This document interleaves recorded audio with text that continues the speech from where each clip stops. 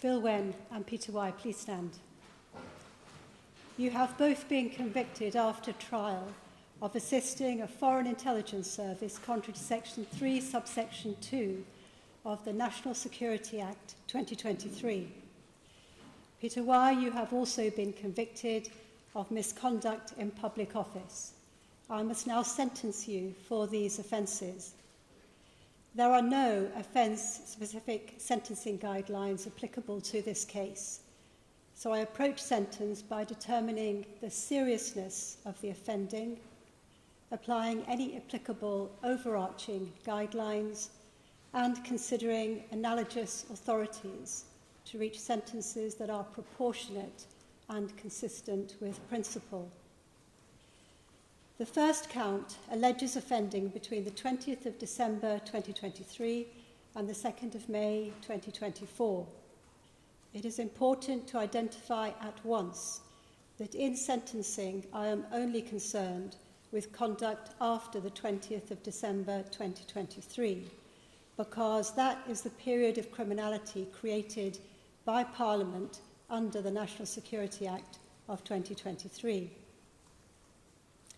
The fact that activity of this general kind may have occurred before that date, as the jury heard, does not enlarge the factual basis of sentence on count 1 beyond the period charged.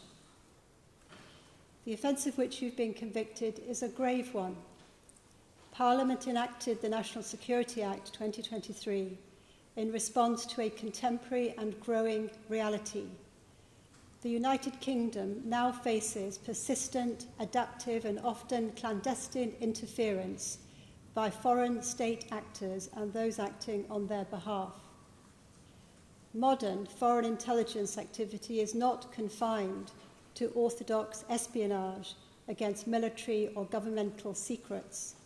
It may take the form of surveillance, information gathering, intimidation, and targeting of dissidents and those who have sought the protection of this country's laws. Conduct of that kind threatens not only individual victims, but the sovereignty of the state, public confidence in our institutions, and the safety that this jurisdiction must afford to those lawfully present here. This perspective materially informs the seriousness of your offending. Sentences for national security offences must also mark unmistakably the need for deterrence. The authorities cited by the Crown make it clear in this field deterrence is not an incidental feature of sentencing but a central one. Indeed, authorities under the former statutory regime emphasise that those who betray the safety or interests of this country and who lend themselves to the purposes of a foreign power must expect severe punishment, even where actual damage cannot be shown to have eventuated. The statutory maximum on count 1 is 14 years imprisonment. Against that context, I turn to the offending in count 1. The particulars allege that you, together with Matthew, Peter Trickett and others, engaged in conduct including agreeing to undertake information gathering, surveillance and acts of deception, which was likely to materially assist a foreign intelligence service carrying out UK-related activities, and that in doing so, you knew, or ought reasonably to have known, that your conduct was likely to have that effect. I am sure that your activity in each of the 4 instances I'm about to summarise satisfied the requirements of the offence. First, on the 9th of January 2024, there were messages passing between you concerning individuals identified by reference to nationality, immigration condition and travel activity, including references to BNO status, refugees, movements connected with Brazil, Chile and Qatar, and the transport of money. Those exchanges demonstrate the obtaining and relaying of information of utility to others. Peter Y checked information on his computer, relayed the fruits of that inquiry, asking if any more information were needed. Bill Yuen responded, "No need, just so I know." Further details were sent about why certain people were not being prosecuted, to which he gave a thumbs-up emoji. This was casual disclosure of confidential information to someone working for a foreign power. It had all the hallmarks of an ongoing relationship of information gathering and sharing. Such material may seem relatively innocuous in isolation, but it enables incrementally a picture to be formed of what the approach of the United Kingdom authorities may be to certain persons and situations. Secondly, and more significantly, between January and April 2024, there was a sustained course of conduct directed at a woman called Monica Kwong, and initially at least, Hon Tai Hung, believed to be her brother. The Crown identified repeated searches on the Atlas system in January 2024 concerning Ms Kwong, undertaken by Peter Y on the Atlas system in response to a request from Bill Yuen on the 10th of January 2024, which included allegations against her, copies of identity material, photographs, and a police report dated the 18th of December of 2023. The searches enabled access to her personal immigration records and enabled you to identify where she was living in England. Similar searches were undertaken concerning family members. That activity did not stop at data gathering. It extended to the provision of surveillance information. On the 30th of January 2024, surveillance material in video form relating to Ms Kwong was sent by Mr Y to Mr Yuen and onward to Hong Kong. To get this, people who you commissioned Mr Y had picked up a letter sent by Ms Kwong's father to her 9-year-old son and covertly filmed her and the child when they knocked on her door to hand it over. On the 24th of April, another video recording also showing Ms Kwong and her child at their flat was sent to Mr Y, and on the following day Mr Yuen sent that recording to a man in Hong Kong called Chung. Chung is a retired police officer, then working with Ms Kwong's former employer, who had made a multi-million-pound fraud allegation against her. That accusation of crime had been notified to the Public Security Bureau in China, specifically the Operation Fox Hunt team, which deals with accusations against those believed to have fled the jurisdiction, and to police in Hong Kong, with whom Chung and Mr Yuen were historically linked. In addition, a search for banking information relating to Ms Kwong was commissioned, and what a third party provided was passed on to Chung. Although the screenshots were fabricated, the evidence at trial indicated that unauthorised, genuine searches had been carried out by unknown bank employees, but the images they obtained were of poor quality, so better-looking ones were fabricated to pass on. The conduct culminated in arrangements for a group arriving from Hong Kong to attend at the flat where Ms Kwong lived with her young son in Yorkshire. They included her ex-employer, at least 2 assistants, and 2 retired Hong Kong police officers, one of whom was Chung. The other, Hornby Soon, had been a superintendent. Arrangements were made by Mr Y for a driver, a car, a group of men acting as private investigators, some of them with military experience, and a solicitor able to speak Mandarin and Cantonese to be at their disposal. Both of you met the visitors from Hong Kong at the airport in the early hours of the 30th of April before the group, accompanied by Mr Y, travelled to Pontefract. There, over the next 2 days, persistent efforts were made, including the use of deceit, to get Ms Kwong to open her door. Unknown to you all, she had left, and the security services had placed covert equipment in the flat instead. Greater harm was prevented thereby. I do not include in my assessment of culpable conduct the fact that Ms Kwong's flat was eventually entered. This is because the prosecution formulated a specific charge, count 2, on which the jury could not agree, and which is no longer pursued. I reject the argument that because the jury did not reach a verdict on count 2, the jury must have excluded the conduct towards Ms Kwong in entirety when convicting on count 1. The jury heard expert evidence about the pursuit of alleged criminals by the Chinese regime and the irregular means deployed. In the context of a national security offence, it makes no difference whether you are sentenced on the basis that you genuinely believed Ms. Kwong had defrauded her employer of a substantial amount of money. Whether you took the documents you were provided with about her being a fraudster at face value or not, the gravamen of the charge is that you were both prepared to assist this intimidating group of people connected at a prominent business and law enforcement level in Hong Kong, China, to find and make physical contact with a lone woman with a child without the involvement, protection or knowledge of any legitimate United Kingdom authorities. Insofar as you, Mr. Yuen, may have believed that Mr. Y was a police officer, you understood his conduct in relation to Ms. Kwong would not have been authorised. Thirdly, there was activity concerning a young woman who was identified in the case by the cipher N in March 2024. Witness N's evidence was not challenged by you in the trial. She was born in China and came to England to pursue a master's degree in international relations. She is an activist focused on democracy and human rights issues in relation to China, and she founded a network providing a safe space for members of the Chinese diaspora to discuss their concerns freely. This runs workshops, screenings, and discussion panels.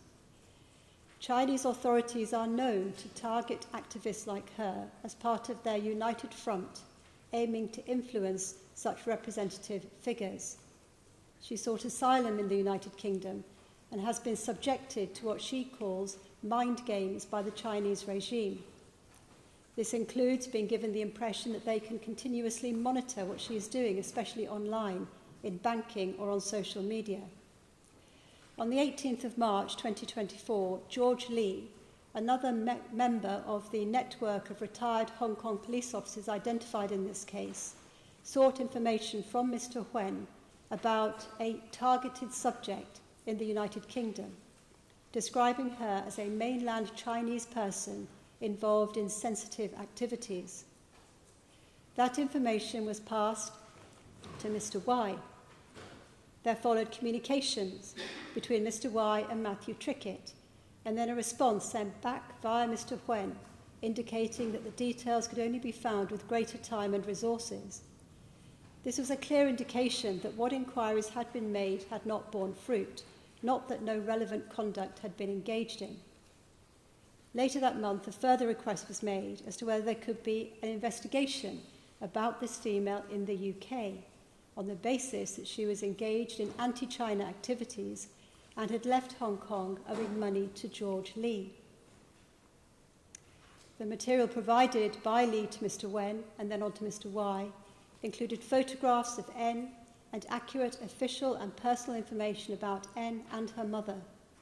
It included IP addresses consistent with where N was when she accessed the internet in April 2023, August 2023 and January 2024.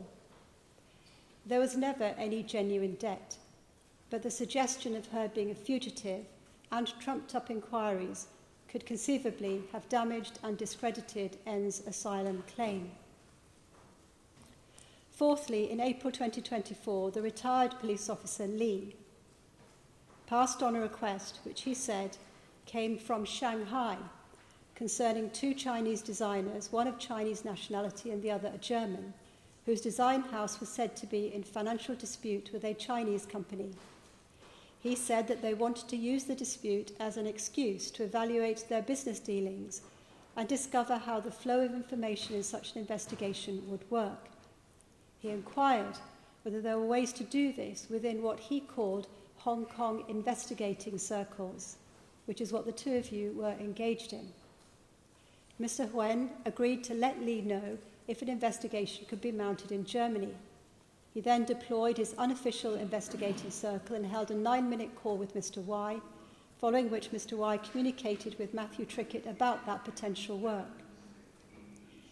In my judgment, such conduct by people holding the positions the two of you and Mr. Trickett held to aid senior people connected to the Chinese regime out with conventional legal processes does prejudice the safety or interests of the United Kingdom and contributes to the activity of foreign intelligence services in UK-related activities. I treat the conduct in the round as deliberate, concerted and serious. It involved what the prosecution called correctly shadow policing operations, information gathering, the relay of personal data, surveillance, the procurement or attempted procurement of financial information, and arrangements on the ground in this jurisdiction, all directed to activity that you both knew was likely materially to assist a foreign intelligence service carrying out UK-related activities. Distinctions as to significance and materiality can be drawn between the individual episodes, but in my judgment, the broad picture is one of willing, sustained cooperation in the service of interests ultimately alien to the safety and autonomy of the United Kingdom. This is not a case of inadvertence or mere recklessness. So who are you? Neither of you has any previous criminal convictions. Chung Yuen, you are 66 years old. You served as a police officer in Hong Kong for 37 years until 2015, reaching the rank of superintendent. You are a former colleague of some of the retired officers named in this case who were involved in securing information about people in the UK of interest to the Hong Kong authorities. For example, you told Peter Y that you had known Chung for over 30 years.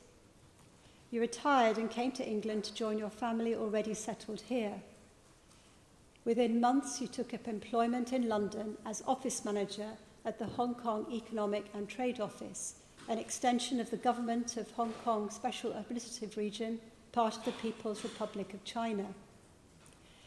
You will have been aware of the pronouncements made by Hong Kong China regime about forced repatriation and the oppression of dissidents. From 2019, you were responsible for security for the office. In 2021, you engaged an organisation introduced by Peter Y to provide a guard for the building. He told you at some point that he was a senior police officer in London and he was in possession of a forged police superintendent's warrant card when he was arrested in 2024.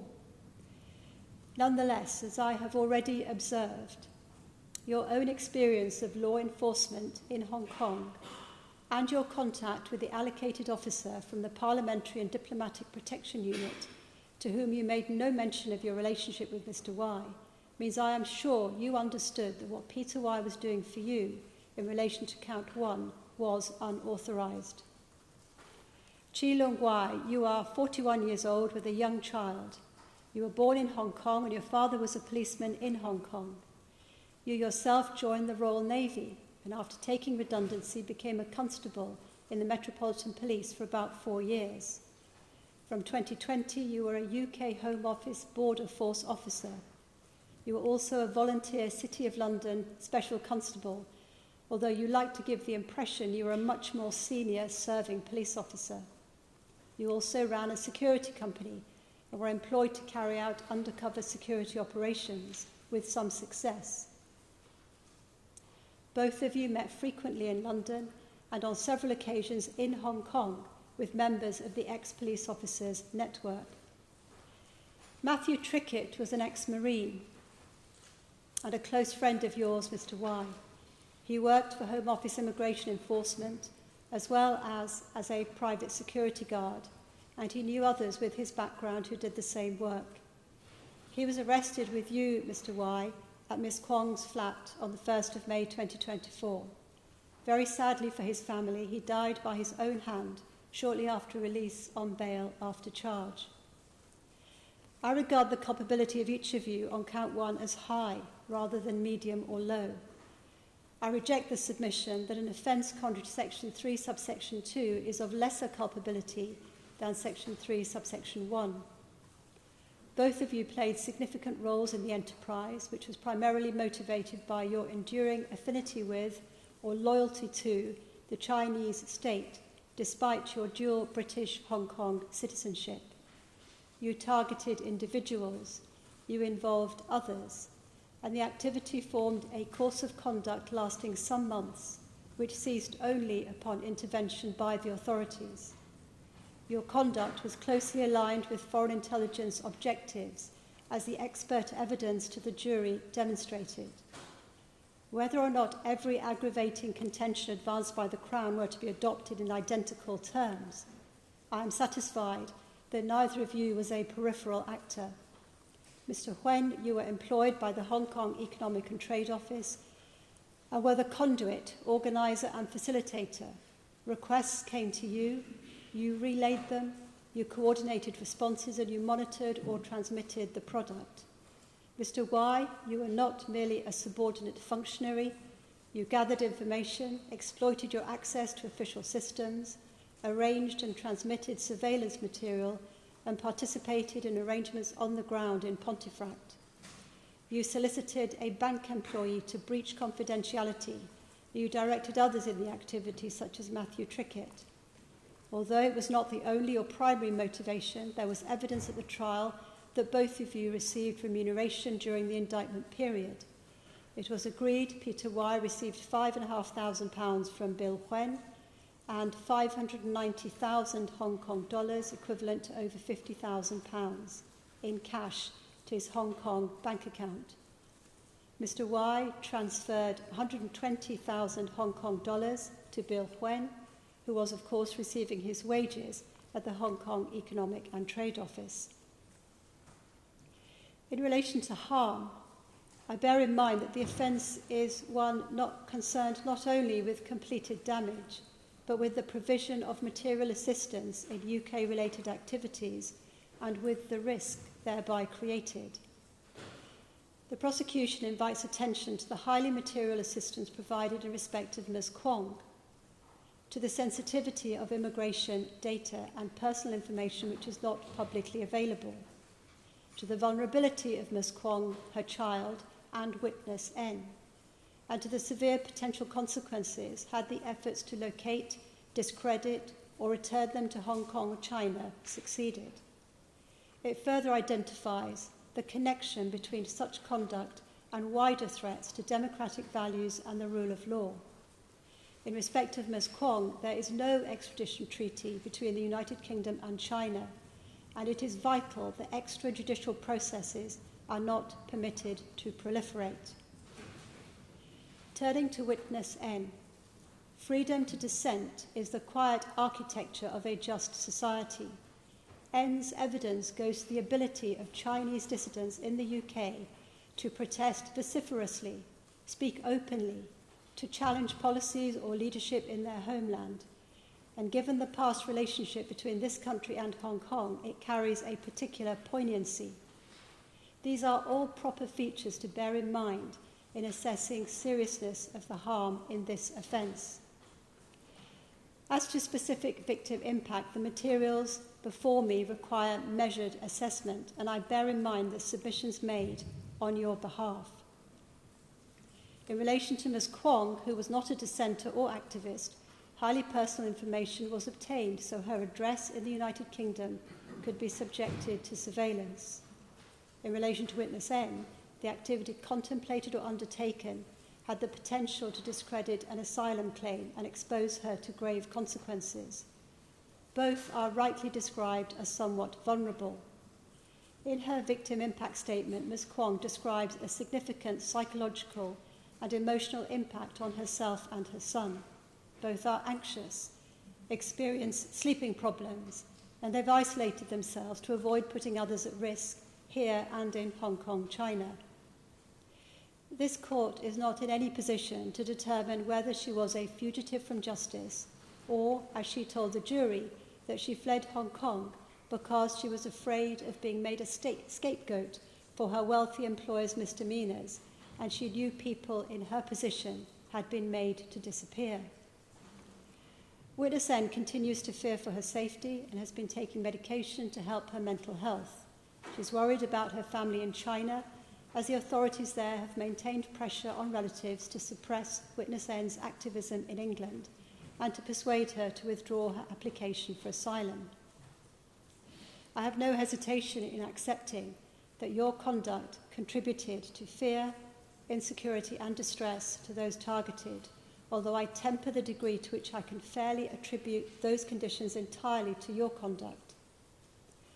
Overall, then, I find that the harm was real and significant, but not at the highest level, and the potential for substantially greater harm if, for example, Ms. Kwong had been located, confronted, and persuaded against her will to return was evident to you. There would have been no need to gather the large group of people, including 2 ex-Marines, in the vicinity of Ms. Kwong's flat unless it was intended to intimidate her into cooperating physically if necessary. I turn to count 3. Peter Y. This count covers a different, though related, species of wrongdoing.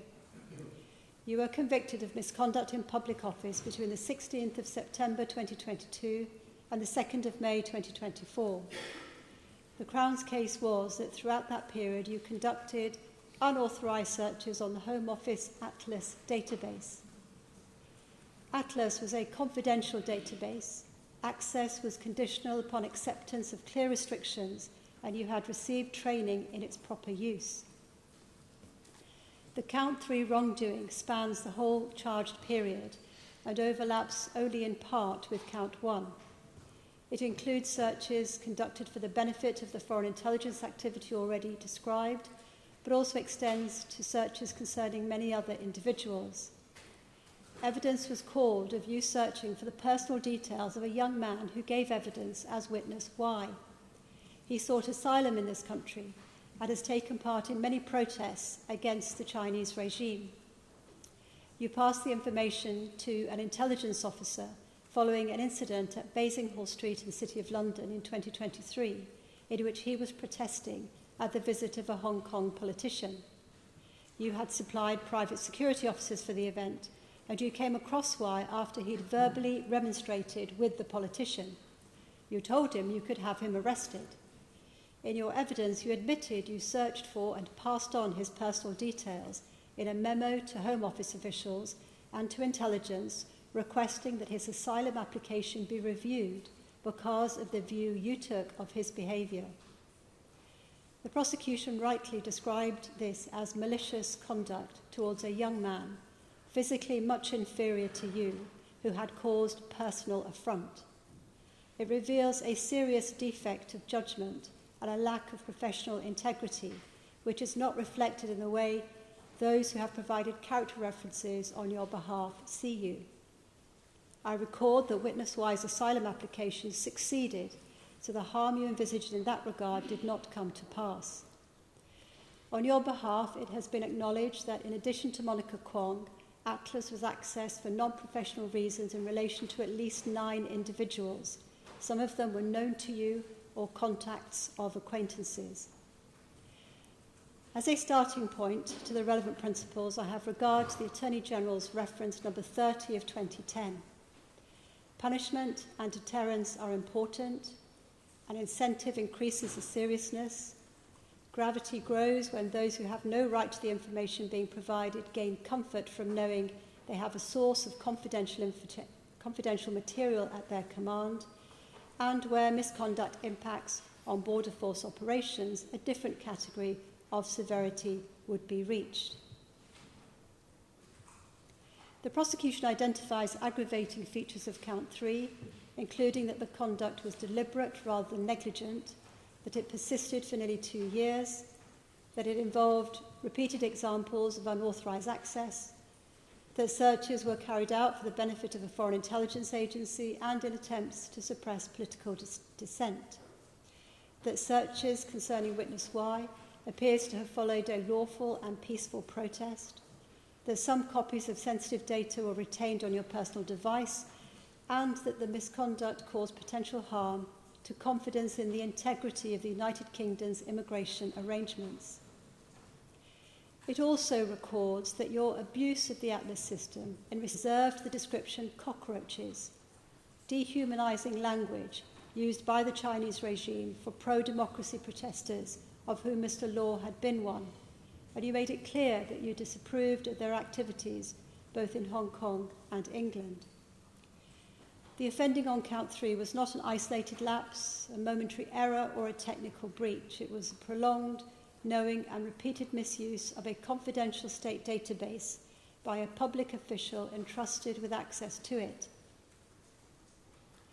Public confidence in official systems depends upon the assurance that information entrusted to the state will be accessed only for proper purposes. When such access is abused for private ends or to assist the objectives of a foreign state actor, particularly in its attempts to suppress political dissent, the damage extends far beyond the individual whose data is misused. Such a breach of trust damages trust in government and corrodes confidence in the fairness and security of our immigration system. That is why immediate custody and deterrence are of particular importance in wrongdoing of this kind. I therefore assess your culpability on count 3, Mr. Y, as high. I regret to say that I found your evidence on this aspect was marked with a degree of arrogance. That assessment is based not on demeanour alone, but on the substance of your answers, which repeatedly dismiss the importance of the rules and regulations concerning confidentiality and data protection, governing your role as a border force officer. You appear to regard those obligations as optional rather than central to your duties. You boldly stated that you didn't bother to finish the training as you were not paid for doing it all, and you didn't pay attention to the clear warning screens which were displayed when you logged on. This attitude discloses a serious departure from the standards properly expected of a public servant entrusted with the enforcement of such significant matters as border control. Rather, you had a pronounced sense of entitlement to do as you pleased with the access your post gave you.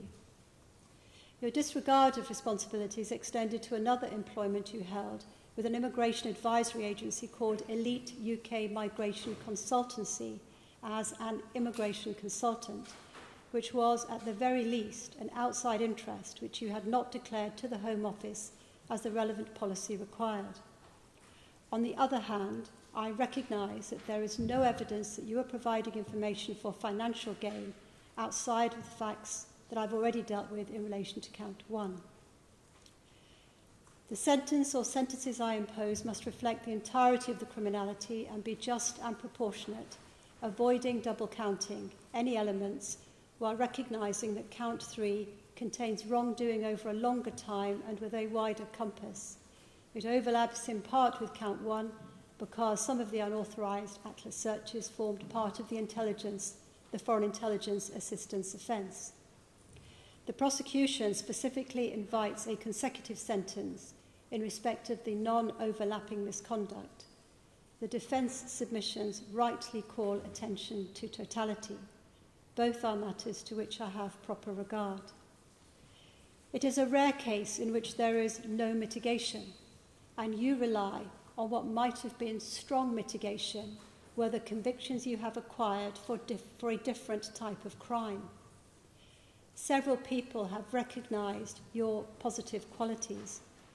Mr. Yuen, you had an exemplary police service record. Mr. Y, you were a loyal and considerate friend and lent yourself to a dangerous undercover operation.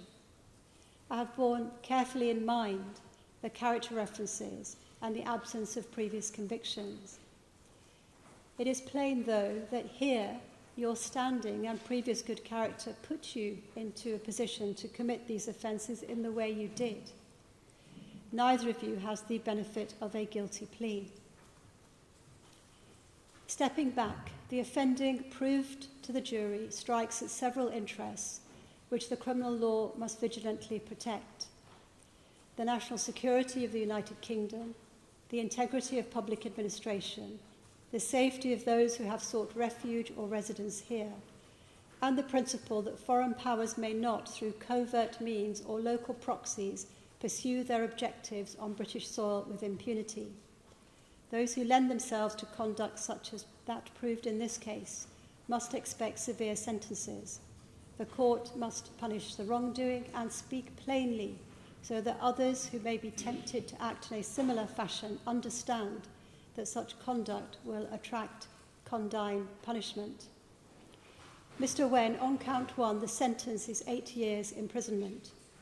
Mr. Y, on count 1, the sentence is 6 years imprisonment. On count 3, the sentence is 4 years consecutive. The total in your case is therefore 10 years imprisonment. According to current provisions, you will be eligible for release on parole after serving 2/3 of the sentence on count 1 and not more than half the sentence on count 3. The 42 days spent in custody since conviction will count. Of the 447 days of qualifying curfew, half will also count against the terms I have imposed. I order that count 2 lie on file, not to be interfered with, subject to the consent of this court or the Court of Appeal. I impose the victim surcharge as required, and I make the order for forfeiture and destruction of devices listed by the prosecution. Gentlemen, you may go down.